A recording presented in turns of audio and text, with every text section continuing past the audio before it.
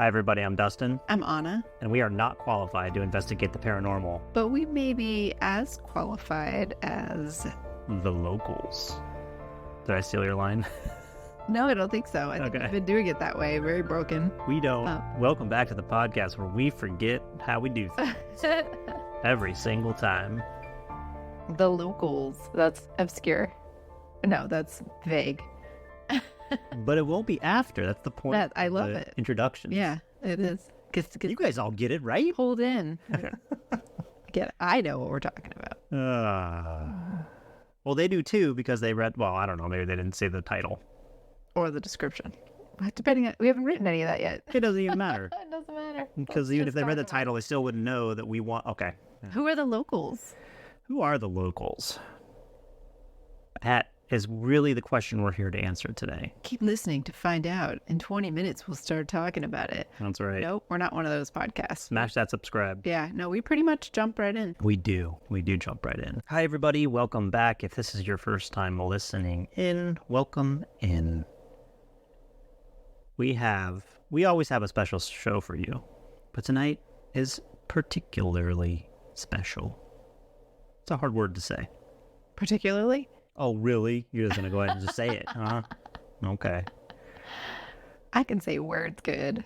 Anna, the reason why tonight's episode is so special is because we recently took a trip back to see my family in Northern Illinois, specifically in Rockford, Illinois. Rockford, Illinois. Now, we weren't there for the most pleasant of reasons, but while we were there, we were reminiscing about when we used to live there.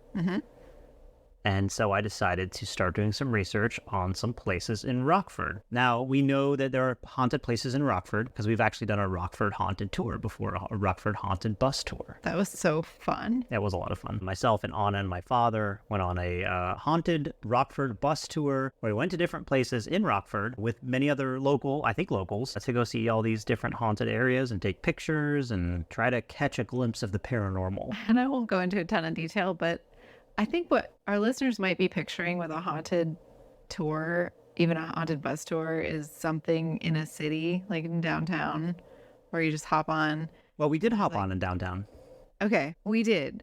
But I want you to picture a full-on tour bus with maybe 20 people scattered about, and you jump on downtown, and they took us way out to like you're driving through cornfields, you're going to cemeteries, you're like out. We went to places. We just had no idea where we were going next. Northern Illinois, for those of you who have never been there, is full of cornfields and soybean fields and hay fields, but mostly the first two. Yeah. You'll see like a farm with some livestock every once in a while. So yeah, we drove out. And what's funny is that we actually kind of lived out where we went to. So we kind of drove 20 minutes into the city. To go out near To our go house. back out where we lived at this time. So weird. Anyway, so I started doing some research and I remembered the person who gave us our bus tour. She actually wrote a book. Kathy Kressal's her name. She wrote a book called Haunted Rockford. And she's the one who led our tour. And so tonight's story is actually one of Kathy's stories. Tell me a story. I'm going to tell you one of Kathy's stories. Tell me a Rockford story. In the quiet town of Rockford, nestled on a picturesque bluff, stood the Tinker Swiss Cottage, a Victorian mansion frozen in time. On a crisp autumn evening, Eleanor, an avid enthusiast of historical sites, joined a haunted Rockford bus tour, eager to explore the cottage's famed past. As the group meandered through the ornate rooms, Eleanor's curiosity was piqued by the intricate details that adorned each corner, a testament to the Tinker's family legacy. The tour, a blend of history and paranormal exploration, had attracted a diverse crowd. Some, like Eleanor, were there for the historical aspects, while others sought to brush with the supernatural. As the sun dipped below the horizon, casting long shadows across the gardens, the atmosphere within the cottage grew palpable with anticipation. It was during the final leg of the tour on the old suspension bridge that Eleanor's encounter unfolded. Walking ahead of her group, she noticed a figure approaching from the opposite end. The woman, donned in a flowing white dress with her dark hair neatly coiled into a bun, seemed to belong to another era. Eleanor's eyes widened in admiration. The woman's attire was a perfect representation of the Victorian period. Eleanor nodded in greeting as they passed. The woman, however, did not acknowledge her, her gaze fixed ahead, as if lost in her own world. What a great actress. Super spooky, Eleanor thought. Super spooky. Yeah. Later, as the group reconvened, Eleanor casually mentioned the woman in the white dress to a tour guide. A hush fell over the group. The guide, visibly perplexed, informed her that no such person was part of the tour. Murmurs and uneasy glances were exchanged among the group, and Eleanor felt a chill run down her spine. The realization that she might have encountered a spectral presence of the Tinker Cottage's past unsettled her. As the bus drove away from the mansion, Eleanor gazed back at the dimly lit windows, pondering the mystery of the woman in white. Was she a remnant of the Tinker family's history, a lingering spirit tied to the cottage, or merely a figment of the imagination? The encounter at Tinker Swiss Cottage left Eleanor with more questions than answers, a haunting memory etched in her mind, blurring the lines between the past and the present. And that's the end of that story. So I added some flavor. I added some names because there was no name. But you added the bus tour. No. Oh. This happened on the Rockford Haunted bus tour with Kathy Kressel. Wow. So the same bus tour we took. Yeah. We didn't go. I don't know why we didn't go to the Tinker Swiss. I know exactly what you're about to ask. Why didn't we go to the Tinker Swiss Cottage? I don't know. I don't remember even knowing. Again, we didn't know where it was going to stop. Your dad might have known because he booked the tickets and he might have had an itinerary that we I don't think he knew. I think he was just like, this is something fun to do. Let's go do it. It was so different. So we've driven by the Tinker Swiss Cottage numerous times. So many times. It's right there. Yeah. I want to pull up a picture. I'll put a picture. You can pull up a picture. We're also going to be watching some video evidence tonight and getting into some specific ghost hunting techniques that they use, because at the Tinker Swiss family, the Tinker Swiss, is it the Tinker Swiss Cottage? It's the Tinker family. It's a Tinker Swiss Cottage. It's the Tinker family Swiss Cottage, but they call it the Tinker Swiss Cottage. Yes. Tinker Swiss Cottage. Welcome to the Midwest, folks. I don't know if it's every week or every month, they do a haunted tour where they allow amateurs to come in and stay. I don't know if it's overnight, but it's during the night. And they give them EMF readers. They give them all kinds of different things to use to hunt ghosts and to try to communicate with the Tinker family that still lives there. So this emerged out of that. Somebody on that tour actually had an experience. Yeah, so it's really hard to find the origin of when the haunting started at the Tinker Swiss Cottage. Yeah. Many of the employees there say that they've always had experiences, but I'm not sure how long many of the employees there have been there. Okay. Right? And that's something we can talk about later. Yeah, because I'm already getting, Stanley Hotel vibes when you say that. Yeah, no, Stanley Hotel for sure. Yeah. And I'll get into what we mean by that if you didn't listen to that episode, but please do go back. It's a good one. So any other details about this story? Yeah, we have a history we're going to read. Okay. Before we read the history, I got a quiz for you. A quiz? Yeah. Is it a Rockford quiz? It is a Rockford quiz, but it's a really quick one. Okay. It's a simple one. Let me preface this with, I lived there for 5 years with you, had no Midwestern life experience before that. I think you'll do good at this quiz. Okay. Can you tell me Rockford's nicknames? And actually, there's a bunch of Rockford nicknames. Yeah. Some of them are kind of unsavory. I'm talking about the ones where it's kind of representative of what Rockford actually did, and a lot of people actually refer to it as the blank city or the city of blank. I can only think of one. Okay, what's your one? Screw City. Bing. Yeah. Do you know why it was called Screw City? Because of the manufacturing of screws. Yeah. Yeah. Okay. And actually, the city of Rockford really doesn't like that. Because it doesn't sound... No, they're like, we should call it Fastener City. Like, nobody calls them fasteners. They don't get that things can be... The city council is very upset about the Screw City thing. Anyway. The Chamber of Commerce probably isn't, because Screw City is fun and funny. Yeah. And then and all the logos I've ever seen with it have a big fastener screw in it. Yeah. So it clarifies it immediately. And people know of it as an industrial city. Are there any nicknames that have to do with the lumber industry? Yes, and you should know this one. Oh. Wood City. Where does the wood grow? Forest City. There you go. Yes, Forest Forest City. City. I should know that one because there's a Forest City Brewing Company. I think Or there's Forest City. There's Forest City other things. Yeah. Like the Forest City Dog Park. Yes. Forest City, yeah, that kind of stuff. Forest City Pet Grooming. Yeah, there's all like things. What about anything to do with the Rockford Peaches? No. Oh, because they're not formally there anymore because the women's league doesn't exist anymore. I don't know enough about that history, but Rockford Peach is famous from A League of Their Own. Right. Yeah, that's that Rockford. That's that Rockford. Yeah. There are two other ones you missed. I admit I don't even. So obviously, List false.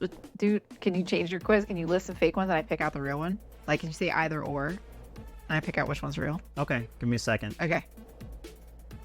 Was Rockford once known as Furniture City or Brick City? Brick City? Nope. Furniture City. Yeah. That's a store. Like, come on down to Furniture City. Yeah. Bye. So, where's furniture manufacturing was a big. Right. Okay. Yep. And if you think about it, it makes sense because Forest City was because the logging industry was huge in Rockford when Chicago was first being built. Yeah. You've got lumber City, and just you've like got Screw City. Right. screws. Yeah. You can build a frame for anything. You can make furniture for sure. Okay, and here's the last one. That was good when you got me. Was Rockford once known as Reaper City or... Yes, you know now. I couldn't go anymore. It was once known as Reaper City. Good try. I just brought that change on you, but And can you guess why Reaper City? Reaper as in the Grim Reaper? Kind of. But is it the tool? It's the tool, Okay. specifically the automated tool called the Reaper. It was Oh. invented in Rockford, Illinois. Okay. So we've got farm equipment, furniture, lumber, and screws. Yep. That really pretty much sums up my life there. That about sums it up. Yeah, I'll go along with that. Well, farming. I guess Reaper is farming, yeah. For sure. Okay, so let's get into the history of the Tinker Swiss Cottage. Okay. The Tinker Swiss Cottage, a historic house museum in Rockford, Illinois, has a rich and unique history. Built between 1865 and 1870 by Robert Hall Tinker, it was one of the first houses in Rockford to have electricity before the 20th century. 1865 to 1870? Yep. I know why we weren't that interested in going there. Hold on. Okay. Hold that thought. Okay. Tinker was born in Honolulu to missionary parents and moved to Rockford in 1856, where he was employed by Mary Dorr Manny, the wealthy widow of John H. Manny of the Manny Reaper Works. So they actually created the Reapers. They made them there. It's all connected. Inspired by his travels in Europe, particularly Switzerland, Tinker built this 27-room, 2-story Swiss-style cottage on a limestone bluff overlooking Kent Creek. The house features high ceilings, an angled roof, unique designs, and a spiral staircase made out of a single piece of walnut wood, crafted by Tinker himself. How do you do that? It's Forest City. It's Furniture City. I know. How do you not do spiral that? staircase? Why didn't we make more furniture when we lived there? That's one of the only things we didn't do. We had animals, we had a garden, we had farm equipment to work with, and we had jobs. And weren't any of those things. We did have jobs. In 1870, Tinker married Mary Dorr Manny, and they became one of Rockford's most influential couples. Tinker was not only the mayor of Rockford, but also a founding member of the Rockford Park District and the CEO of major rail lines. After Mary's death in 1901, Tinker remarried her niece, Jessie Dorr Hurd Tinker. We just started collecting names after that. That was just, anyway. Wait, after his wife died, he married her niece? Yeah. Okay. They adopted... What? You gonna judge? I mean, if I think about it, like, if you died and I married one of your nephews, think about that. It's a different time, Onna. That would be weird. I know. Obviously, I have to reserve judgment on cultural, historical things. Welcome to the Midwest. Everybody makes fun of the South, but... Yeah. Oh, no, married a that's... niece. Yeah. They adopted a son, Theodore Teddy Tinker, in 1908. Upon Robert Tinker's death in 1924, Jessie partnered with the Rockford Park District, allowing her to remain in the house until her death. After her passing in 1942, the Rockford Park District acquired the property and opened the home as a museum in 1943. The Tinker Swiss Cottage was listed on the National Register of Historic Places in 1972, further cementing its significance in American history. Today, the museum contains all of the original objects belonging to the family, offering a vivid glimpse into the past, and the lives of the Tinker family. Wow. So this is one reason why it is considered a very historical place, because it is somewhat frozen in time, in that most museums or most houses that have been donated then have collectors and curators go through and find pieces that would fit in the house at the time. Yeah. This was all preserved by the Tinkers. From what era did They you gave say? it 1900, early 19, from 1865. So all of the stuff that's in the house was the original stuff that was in the house when the Tinkers lived there. And how long did they live there and when they donated? What year 1865, and then Jesse passed away in 1942, and then it became a museum in 1943. Okay. I'm trying to imagine. So in comparison to your family's farmhouses. Right. So why don't you go ahead and say why we weren't interested Sorry. in going to the Tinker Swiss Cottage? And it's not that we weren't interested. We just probably didn't even think about it. We saw it all the time, but we lived in a house that was finished in 1860. It was built between 1861, I want to say, and 1866. Yeah, I can't remember that exactly. This is your off the top of my your head. great grandfather's home. Yep. That he bought from the family that built That it, he but he bought. didn't buy it until... Ooh, when did he buy that I house? was gonna say they put the first bathroom in 1922 it. or something like that. Okay, how long had they lived there? They had already lived. That makes sense. yeah. But when they were married, they bought the house, or he bought the house. Ooh, I don't remember. Okay, I should know all this. It's got to be the 20s. Let's just say it Yeah. was the 20s. Before the Depression, for Yeah. sure. And then they went on to stay in it, and it was still lived in by then. Who moved in? Oh, other family members. Like, it's never not been lived in by family members. That's right. And so I'm thinking about, at what point would the furniture from the 20s have been changed? Because we know We threw away all of it. no, As soon as we took over, we were like, get this old it furniture out of here. it's just such a different mentality when you're living in it and you're bringing families in it. Even though it stays in the family, even they weren't in a preservation mode. They weren't in a let's keep the house, let's restore it and keep it. By they, I mean like your great grandparents. They put a bathroom in the 50s. Yep. That changed what was the dining room completely. There goes the first effort at keeping any rooms the same as they originally were. Right. And then the kitchen, we know, has obviously been completely updated, but that's just baffling to me. I mean, Yeah. I love that idea. And we always talked about how can we make this house a little more original. And we did. Restoration. We did something. We ripped up some carpeting. Layers and refinished, layers of carpeting and linoleum to get down to the original and hardwood. lead-based paint. And paint. Somebody painted the floors somewhere along It the was way. my great-grandfather. He Yeah. painted the floors. Yeah, It of was his a own cheap way to do it. house. Of his Yeah. own house. Yeah. Yeah. So Quit giving him such a hard time. I really do want to see the Tinker Swiss Cottage. I had no idea it was so preserved. Yeah, and I actually have a list of reasons as to why people think that this place is so haunted. There you go. Because again, I had a really hard time finding the origin of the first stories that were coming out of this. From what I could see, it's not like this place has always been haunted. It seems like, as of late, now it has been haunted always. Say that again. It seems like, as of late, now it has been haunted always. That's revisionist history, is what you're talking about. Like, I'm people are not basically saying that. okay. I'm saying that it seems like, as of late, it may have always been... Wait, it has... What did I say? You said as of late, it may have been haunted always. It may have been haunted always, yes. I stick by that. I'm not saying it's revisionist history. I'm just saying that that's what it seems like from what I can find. Now, we haven't been on a tour, and we haven't talked to tour guides or people who are historians in that area. That's not necessarily true. My father is actually kind of a historian of the area, but he's not necessarily an expert on the Tinker Swiss family. Yeah. On the Tinker family, the Tinker Swiss Cottage specifically. Yes. Although he could probably tell a story. He probably would know stories. Yeah. So do you want me to go through some of the reasons and experiences as to why, like, these are some of the common experiences that people have in the Tinker Swiss Cottage? Yes. Unexplained voices. There have been instances where visitors and staff heard unaccounted voices. In one incident, during a group tour in the Red Room, participants heard a woman's voice calling, "Hello?" from downstairs when everyone was upstairs, and the doors were confirmed to be locked. Physical sensations. Visitors have reported feeling touched or sensing a presence near them, despite there being no one visibly present. Auditory phenomena. Reports of hearing children playing, whistling, and humming have been common, even when no children were present in the cottage. Sightings of full-bodied apparitions. There have been multiple accounts of seeing full-bodied apparitions in various parts of the cottage. This includes the story that we just read. Objects moving. Some visitors have claimed to witness objects moving on their own or finding items in different places than where they were originally kept.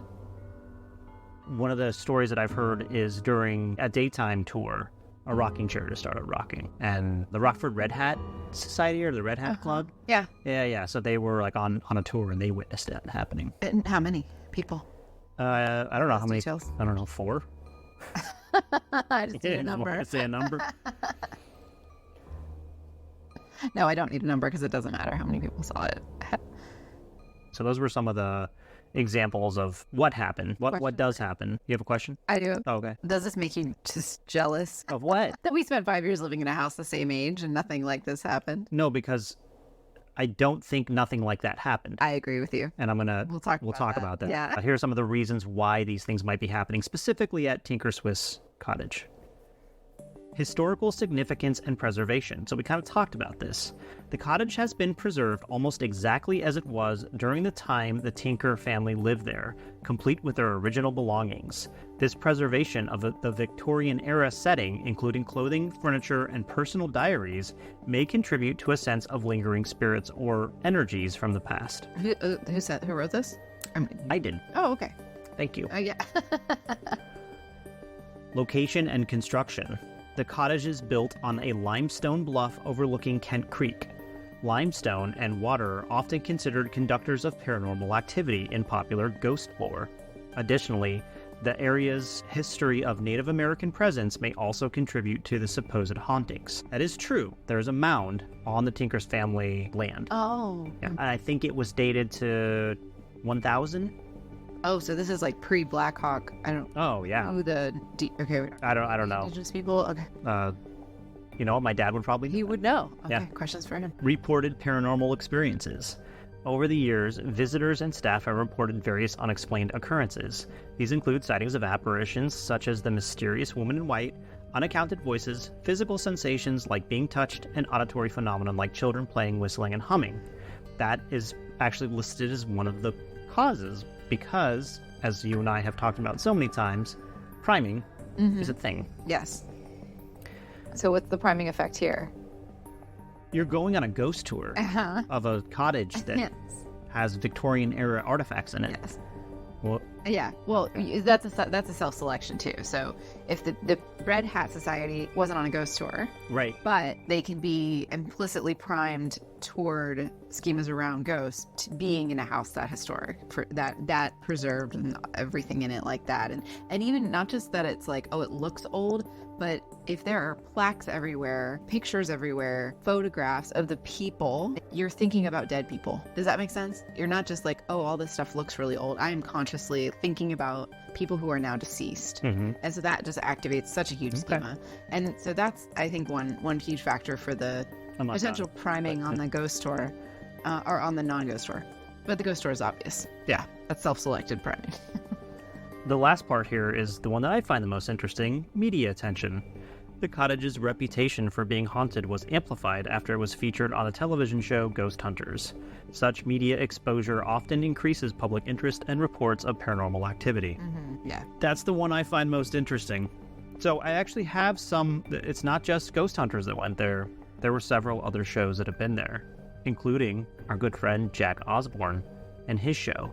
So if you remember with our Skinwalkers, Shapeshifters episode, Jack Osbourne claims to have seen a skinwalker. Yeah, so I've only seen this Jack Osbourne guy from that one clip, and it was like night visions. I don't even remember what he looked like, but yeah. I mean, Jack Osbourne is Ozzy Osbourne's son. Oh, it's the same guy? Yeah. Okay. Who else would it be? Some other guy named Jack Osbourne. Are you serious? It's probably not that uncommon of a name in the UK, maybe.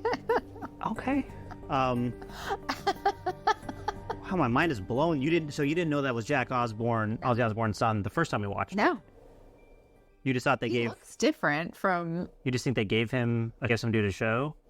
Who's Zach Baggins? I mean, he wasn't the guy from Ghost Adventures. Right. He wasn't anybody before that. He's not really anybody now. I love him. I love Zach Baggins. I'm going out on... I am going out over the air here and saying that I love Zach Baggins. That show that you didn't like, I started watching it again today. Right, but people don't know who he is, and no one knew who he was before. Zach Baggins is from Ghost Adventures. Yeah. He's the host of Ghost Adventures, Yeah. although I think they're done now. It's a Travel Channel ghost Yeah. hunting show. I thought Jack Osbourne was just another dude named Jack Osbourne who did No. this. Yeah. And you thought that, okay, so did I tell you the celebrity guest that he has with him for the Tinker Swiss Cottage? Did Jenny McCarthy. So how would he get Jenny McCarthy? It was just some dude named Jack Osbourne. If his show was really popular, she's not like A-list anymore, if ever. No, okay. Anyway. Not to be bashing on celebrities here, but I'll do that sometimes. I'm floored. Anyway, okay, so Jack Osbourne went there. Lots of people have gone there. I also have some videos of local paranormal investigators going into this house and looking at it. So I'd like to show you those now, unless you want to jump into any one particular thing that I just talked about. Do you have any questions for me? I mean, what do you want? My input. I mean, there's so many things to talk about here. I think most of it you would say would be priming. I guess I would like to hear what you would think about location and construction. So the idea that there are certain materials on this earth that might hold energies a little bit more than others. Energies is an incredibly vague term. It's what could that mean? I mean, I think when you're talking about The first law of thermodynamics, right? Energy can neither be created nor destroyed. it So has the to go idea somewhere, and it is can that be you and I yeah. just created sitting in this room talking, and there's a brick wall behind us. It's taking in some of our We're causing energy to happen that's being absorbed somewhere. yeah. Does that ever manifest itself in the same echo later, or does that echo itself Yeah. later kind of thing? It kind of gets me thinking about people who are into minerals and rocks and Yeah. different, and And pyramids, yeah. I don't know.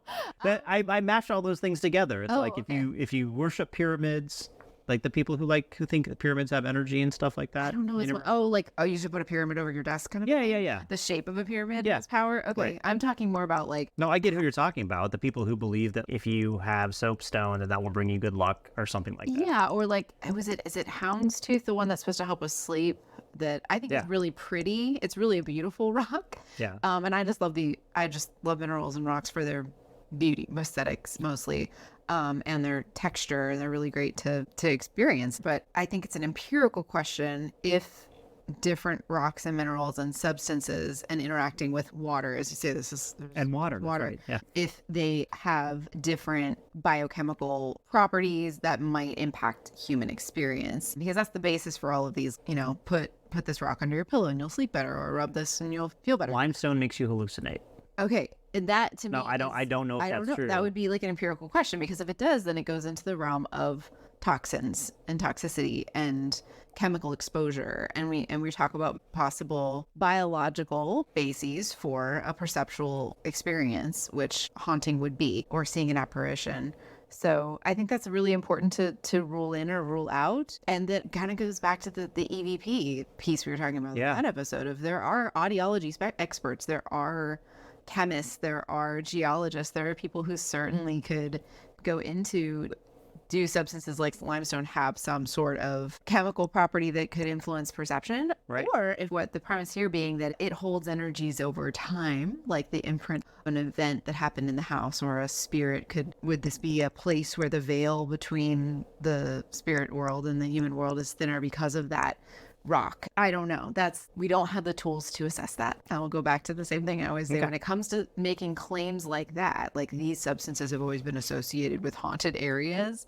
Well, then you're making claims for things we just don't have the science to assess. So. Right. I would say that you and I are a good test case because we lived in a house completely made of limestone that was built in mid 1860s. Yeah. So from a personal perspective, that seems like bullshit. Right. And then the other side to this is that, people have died in this house. People have died in our house too. What did they say? That's what people did back then. They were born in houses and they died in houses. Weren't a whole lot of hospitals in the old Midwest in 1860. Yeah. So guess what? That's where you were born and that's where you were dying. Yeah. What is it? They say like statistically, on average, like if you live in a house that's older than, I will have to look up that date. If you live in America in a house that's older than this point, and I will look up the date for you guys, someone probably passed away. There's a greater possibility that someone died in your house. That's an interesting piece to me, and I think it probably is early 20th century and earlier, which isn't that common to live in anymore because so Right. few of those houses still exist. But again, coming from people who we ourselves have lived, not just in one, I've lived in multiple houses older than the 1920s. Oh, myself included in Yeah. that because we lived in Baltimore. We lived in Baltimore City. Yeah. I think this might even harken back to Copenhagen in our discussion about people who live in places that have a lengthier historical imprint, maybe have the modern Western American suburban life just doesn't have as much contact with historical places. Yeah. So we tend to probably be more susceptible to believing in that. Yep. And so on that note, I want to go back to something interesting that you said during my last reading, not psychic reading, but actual reading. What did I say? When you were like, why do you think that never happened to us? And I said, I think it did. And you go, I think it did too. Let's talk about that. Because that goes back not so much to living in a limestone house. It doesn't go back so much to living in an old house. It goes back to the fact that these floors are not level. It's the most mundane thing. But so I've talked about biological explanations, right? Chemical exposure. It's super mundane explanations, like the floors aren't level in your house. That could explain a rocking chair rocking on its own. That could explain items going missing or being moved, rolling down a piece of furniture, rolling off onto the floor and disappearing. Something that's just the most mundane explanation for that. And I think the creaky sounds. Creakiness, the sounds we often The sound of children giggling or whispering or whistling. Oh, you've got pipes. You've got pipes. First of all, pipes that were not included in the original construction of the structure. Yeah. And people who now we're talking about people touring a house who aren't used to experiencing that. Not only that, but I know Chicago is called the Windy City. It's got nothing on, it's got nothing on Rockford. On the plains of Rockford. Yeah. When that wind blows, it a 60-mile-per-hour gust. It's crazy. Yeah, and the tornadoes come through. And tornadoes come through. When the gusts come through, it's like the Wizard of Oz on an everyday basis on those seasons of the year. So before we watch these videos, I do have two examples of my own from our house. One is late one night, I was downstairs watching TV. I think he must have been upstairs in bed, and I heard like a ting ting ting ting, like metal hitting stone. Ting ting ting ting ting ting. I was like, what is that? So I went out in the kitchen. It got louder. Ding, ding, ding, ding, ding, ding, ding. And I was like, looking from behind the toaster, there was a knife that had fallen behind the toaster and had a little bit of butter on it. And the little mouse, that little thing is ding, ding, ding, ding. But he was so cute. I took a video of him. Yeah, I know it's gross. Everybody's like, gross, there was a mouse in your kitchen. I got to tell you something. We lived around a cornfield. And after harvest, the mice are going to get in your house. Yeah. Luckily, we had two cats that mostly took care of the problem for us, but every once in a while, we'd have to set out traps, and we would. We also try to be very clean. Again, there was that one time that we had a knife, and, a butter knife on the counter. Yeah, butter knife behind on the counter. whatever. Yeah, that fell behind the toaster, and we just didn't know it was there. Cute little guy. Yeah. The second time was we did have friends over one time, and we used to have kind of a setup in the basement where we had... Like a family room in the basement. Yeah, rock band or something like that. So we were down there playing, and our friends were like, what was that? And they looked over in the corner, and I was like, what was what? And they're like, we heard an old man coughing over there. Do you remember that? Oh, yeah. Yeah. And you and I looked at each other and were like, it's an old house. Yeah. And it was right over by where, like, the plumbing was. Yeah. And I was like, where the main drain for the house is. And I was like, who knows, man? Somebody could have flushed the toilet upstairs. I mean, I think we were all downstairs, but I was like, anything could have happened, you know? Yeah. We were also all drinking. There's Oh, yeah. We were, like, heavily drinking that night. Yeah. It was cold. It was so cold outside. But things like that would happen all the time. And honestly, a lot of these videos, when I watch them, they're a version of an EVP. And I was like, I've heard that sound before. It's like the creaking of an old hinge, right? Yeah. Because a lot of the doors we have in our house are the original doors. And they have the original hinges, and they have the original door knobs, those funky door knobs. Yeah. Yeah, it's so cool. It's like very preserve of the type of hardware they would use on doors and stuff like that. Construction, I guess. But... Yeah, although I said that the house had been updated in some ways, so much of it hasn't. It's just like this mixture of unique, preserved, tiny things like doors and hinges and And so these are all sounds that we have heard so many times before, just living our lives in a house that was built in 1860 something. Okay, so let's look at some of these videos. Okay, so I'm watching Jack Osbourne. No, not yet. Okay, we'll watch him in a second. First of all, this music is terribly mixed. Significant landmark. Here, so they go through like a tour where the guy's telling them all the things, basically all the things I told you already. Oh, look at that wood. Yeah.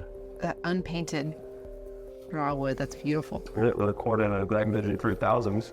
Okay, so they're getting set up for their investigation now. Is that going? The thing I'm going to do is turn this on. This is actually an EM pump. And a lot of people think that electromagnetic fields and electromagnetic energy are tied in with spiritual energy. So what that is going to do is that's going to set off kind of like a magnetic field. So he's setting an what is it, an EMP pump? It's an EM pump, so it's an electromagnetic pump. Okay. And so I looked that up because I was like, well, that's interesting, because now you're just injecting a whole lot of crazy radio waves into the environment. Okay. And so an EM pump, depending if you get the paranormal hunting version, I think it's 4 kilohertz or 4 hertz up to, what was it? The range I don't think is auditory, you can't hear it, but it does hit the ghost frequency, which is what we talked about, was it last week or 2 weeks ago? Mm-hmm. And another thing where, we talked about how if, driving, it was during the ghost hitchhiker thing. Okay. So it's the ghost frequency is 18.9 kilohertz or something like that. And it makes your eyeballs shake so you see things. So this is pumping that kind of frequency into the room. Yeah. Well, there you go. So this is all like that oh my gosh. Yeah. Like we're hitting on something that we could really, and we will. I think we need to do something specifically on devices and ghost hunters, but this is a good start. Paradoxically or intentionally causing a perception of an experience. It's so right when they're saying we're trying to detect it, we're trying to use this as equipment to detect, but actually we're inducing something. It's not any different than priming. No. Yeah, it's just doing it. It's artificially doing it. It's adding to it. It's like a magic trick to me. Yeah. It's like a magic trick. Like, I'm just causing this to happen to get you to perceive it. Okay, so they're putting that on, and I want you to watch this, not this guy's journey, but the other guy's journey. They're turning the lights out. That's a beautiful room. This really does look worth it. It's amazing. Yeah. The architecture in this place is amazing. Okay, this guy, I want you to watch him. This is going to test us, isn't it? So they feel the need to keep all the lights off, but then they're going to make really loud noises? Is there a rationale for that? The obelisk is a tool with over 2,000 words built into. So that piece of shit is called an obelisk. Mm-hmm. That is an electronic device that takes readings of the room and has a dictionary of 2,000 words where it then produces words based upon what it's sensing in the environment. What it's sensing? Mm-hmm. So it's a random word generator. I don't think it's random on it. It's taking readings from the environment. 2,000 is a super small vocabulary. It really is. It really is, and you're absolutely right. Like I think it's a random. Dog? Dogs can speak 2,000 words? They detected that they can understand. Oh, really? Remember that dog that we watched 60 Minutes about it? I think a dog can understand as many words as you can teach them. No, the border collie that the psychologist was teaching. Yeah, I know what you're talking about. His vocabulary was over 2,000, I think, because he'd been trained, but maybe it was like under 1,000 when he was helping. Okay, well, I want you to pay attention to this obelisk and what happens as they go along. So if this machine picks up anything in the white noise, it'll just tell us right off the bat what it says. When you open this door, that was it. Sounds like a creaking floor. was that you trying to talk to us? No. Yeah, I can see how you fall asleep to these videos. And that's where I'm going to stop. Thank you. So, that one guy that I asked you to kind of follow his journey, if you were watching him have those symptoms, is there anything specifically that would pop out in your head as to like what might be going on with him? Barring that he's maligning or performing. Right, yeah, let's say he's not. Some anxiety, stress reactions, some panic sensation. Not a full-blown panic attack. Right. But definitely... You got close to it. Yeah. So you got close to him. He's like, I gotta get out of here. Yeah. He's like, I gotta get out of here. And he could... He just kept repeating himself. He couldn't stop repeating himself. Mm-hmm. Yeah. So I don't know. Well, really... He was saying he didn't feel good, like his stomach starts sweatiness in the stomach, and then he's saying his chest hurts and got chest pains. Yeah, and he was scared. Yeah, he was scared. He was just scared. Yeah, in general, he was very scared. He was probably not the most qualified to investigate the paranormal. Right, and that's the thing is, I like a lot of these paranormal investigators. They get so scared. They just get so scared. Yeah, and they just run out. Yeah. And he didn't. He stayed. And, he tried to continue on with the investigation. Yeah. Kudos to him. But at that point, you're not objective anymore. Right. You're just scared. Then you're not aware. And you're going to jump every time you hear a pipe bang. Or every time you hear a mouse scurry across the floor, you're going to think that it's something that's paranormal. Right. And there is no investigatory field aside from this one where you say, I feel afraid. So that is evidence. You would say, I have really intense feelings. I can't stay objective and do an investigation. Whether Right. it's You law would remove enforcement or yourself. science Yeah. or any other area where we do investigations, Right. or you just would say, oh, I'm not objective, or you would be aware. And in fact, they're going the opposite direction of me being non-objective is the evidence. My inability to stay objective is the evidence for the thing I'm looking for. Right. I'm Okay. afraid, so there's a ghost here. It's inherently problematic. Right. Yeah. So that's the longest that I'm going to make you watch anything. And folks out there, I don't recommend you watch it. You can if you want. I'm going to put the link in there, but it is very long and not a whole lot happens. Yeah, there's It's one just a point I guy wanted to having highlight that they have all this equipment, and at the Right. earliest point he's the most freaked out by the creaky sound. It's not the equipment going off that seems to freak him out the most, it's the creakiness of the Yeah. house. It's the things that we were just describing. Right. That we live with for that you 5 just years. live with, that when you leave it, and they're saying like there's no one upstairs, and this kind of goes back to the exact location and the stories Yeah. you were saying, people saying I hear your voices upstairs, no one's up there. If you came from just up there, you have impacted that level Yeah. of the house. Yep. 'Cause you have to remember, like, if you It's walk, in- it's constantly settling. So if you were in another room and you hear something from that room, it's probably the remnants of you having been in that room. Yep. You Absolutely. shook things, you moved the house. And the other thing, It's all connected. right. And the other thing, like when I heard the tink tink going on in our The kitchen, kid- I didn't run away saying a ghost has a knife. You know, No. I went in and I was like, what the hell is that? You know what I mean? Like, investigated objectively and you found the source. yeah, because it possibly could have been a burst pipe. Let's be honest, in those old houses. Yeah, and that's what we were actually always keeping an eye out for. It wasn't ghosts. It was, when is this house going to break on us? Right. And we're not going to have heat in a Right. sub-zero temperatures. And That's you right. have we were kind of living like pioneer people who they weren't super scared of ghosts. They had better things to be scared of, like real threats to survival. So let's watch more interesting ghost hunters like Jack Celebrities? Osbourne. Yeah. This is really quick too. It's only in a minute and 23 seconds. Fun. There's Jenny McCarthy. There's Jack Osbourne. Is it weird to be excited? No, it's the name of the game. It's the name of the game, to be unobjective. My name is Jack. I am Jenny. Okay. And that was just a glimpse into their entire investigation. Might be the most interesting clip from that investigation, I'm not sure. But what they were using is a thing called REM pods, which actually reacts to disturbances in the EMF field around it. So they're potentially It's part of that field just by standing near it? absolutely 100%. Okay. And also all of the lights and also everything else that's going on around it. If there is a fluctuation at the power plant that causes it to go from a certain hertz to a different, like to even decimal place over on hertz, which happens all the time, that might make it go off too. That's my supposition on that. We need to do a whole thing on just equipment alone. Would this have anything to do with the wiring in old houses too? 100%. Okay. Yes, and as you know, the wiring in the old house the wiring in the old house that we lived in was pretty much redone. The original Copper stuff was stuff covered in paper. copper stuff covered in paper, Just which a they tinderbox. right, Yeah. it would catch on fire all the time. Yeah. That was the big thing with it. Yeah, so Mhm. there's one example. So we really do need to talk about equipment eventually, but for now we're just kind of Yeah, this did turn into kind of a examples. digression on equipment. Yeah, wait. Oh, this is an EVP.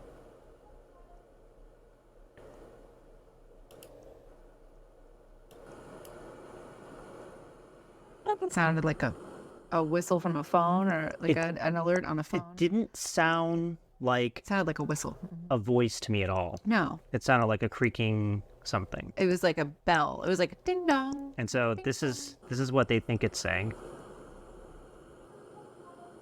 Who's those guys? Who's those guys? It doesn't sound like words at all to the naked ear. No. It sounds like a Yep. bell, a tone, a Yeah, ring, it's very like electronic. sounding. electronic, yeah. Yeah.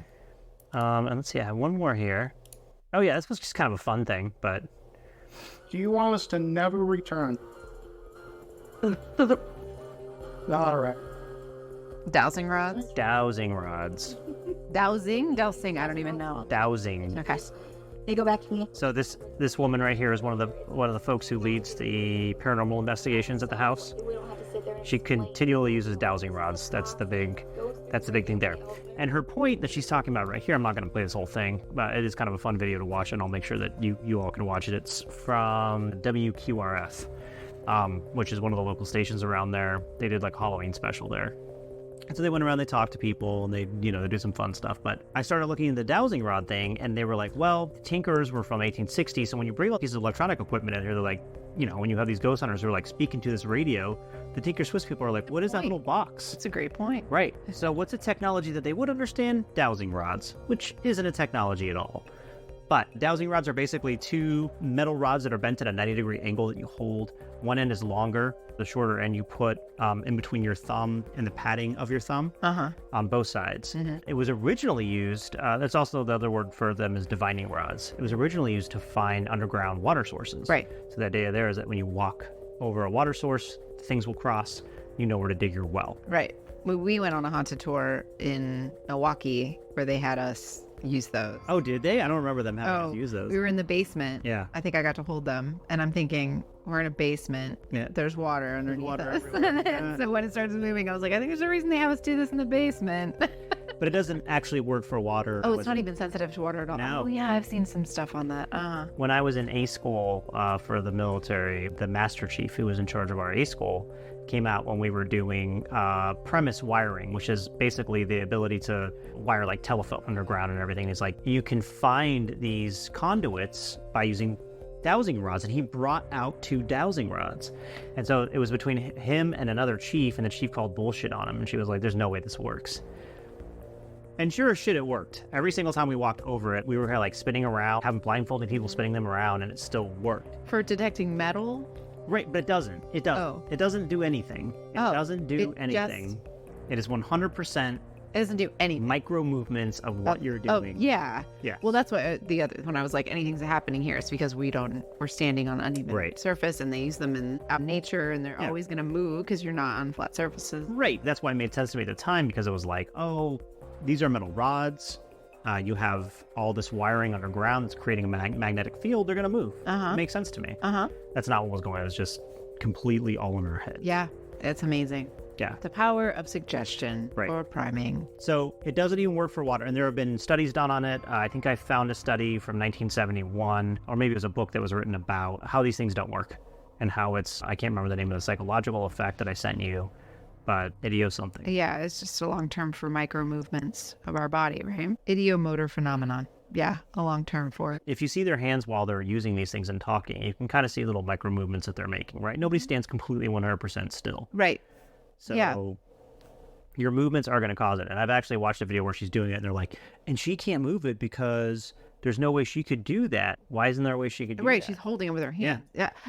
You can move anything you're touching. You're always moving. Yeah, it's idiomotor phenomenon. We are in constant motion. Yeah. When I teach mindfulness, it's the practice of stillness, but it's getting still enough to notice the movements that your body's doing even when you don't try. Right. Because guess what? Breathing. That's a movement. It's moving. You're always moving. Yeah, well, something. they're I don't know, even we would just call them, your entire sympathetic nervous system is just involuntarily, your autonomic nervous system is taking care of you all the time. Right. Your Those heart movements. is beating. It's Right. moving. Yeah. And those movements, that energy is being absorbed by this brick wall, which Okay. will then eventually expel it and make people think that our ghosts are still here in this house after we have died. Yeah. Oh, I think we touched on so many many aspects things. of haunted Yeah. houses, of traditionally haunted houses, but we didn't go into, I'm making up a term for legacy haunted houses, where people who live there repeatedly saying that it's haunted. So we're not done with haunted houses just because we've done Tinker Swiss Cottage. Right. I think there are other pieces of phenomena for people who either live in quote haunted houses or who've been haunted in their lives. Right. There are whole TV shows for people who've experienced hauntings and what's going on with those people. Yeah. Yeah, maybe we'll have to do that one next, because the reason we started this podcast is actually because of a story like that. Yeah. Talk to you about. And- It's about an individual who's haunted, not a place. Yeah. I'm excited. Okay. This was really fun. I want to take a tour of the house. Yeah. Maybe we'll do a follow-up. Yeah, and what I want to be able to check in on, because I forgot about this part, was the tie back to the Stanley Hotel. Right. Because as you said, recently this house is being covered more as a haunted house, and it hadn't been before.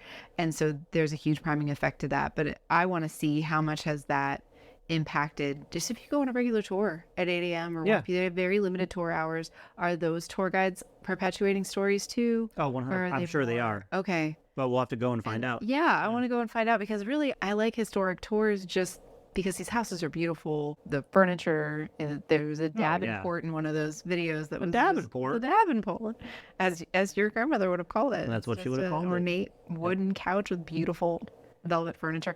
There's stuff to be appreciated that I think we're missing out on when we go to just see a haunted house. We're really missing out on opportunity to respect history. Yeah. And the people who live there Yeah. and built it, Yeah. spent their lives Yeah. and loved and laughed. All we care about is their death. And passed away. Why? And there's an honoring in that, not to be scared of that. Yeah. Well, for me, I wouldn't be scared of it. I'd be like, what's over there? What are you still doing here? You Oh know? yeah. Well, yeah. I think there's an element of oh boy, that's a whole box. Yeah, there we go. That's a whole response other right there episode. of But- death and Right. We'll just do an episode on death. That's right. On the paranormal aspects of death. Mm-hmm. We'll never be ready. No, Not for death. it's part of life. Final thoughts. Thanks for bringing us back to Rockford. Yeah. We were just there. I think our intention was actually to record while we were there. Yeah, we do that. didn't make it. Yeah. But that's okay, because we will be back there again. Yeah. And we will be back there and go see the Tinker Swiss Cottage. And I'd like to do the haunted tour as well. I'd like to do both. Yeah. We have recorded an episode from the house, the family house. Yeah. From the 1860s. So maybe that'll become a historic register location someday too. I don't know. We'll see. We'll see what happens. Okay, well, Yeah. everyone, thank you so much for joining us on this trip down memory lane with Onna and I, as well as just a trip into a haunted house from a great city in northern Illinois. Yeah. I think that's the third largest. It doesn't matter. Anyway, A great but lesser known. right. The great but lesser known city. And actually, I think another nickname it's known by is Second City. Oh, right. Yeah. Those are the three that I should have remembered. I don't know why I didn't have it on my Second list. City, and Well, now you can add, Forest City. Reaper City and Furniture City. Furniture City. Yeah, all the industries. That's my favorite. All right, everybody. Well, thank you so much for listening in, and we'll see you next week. Bye.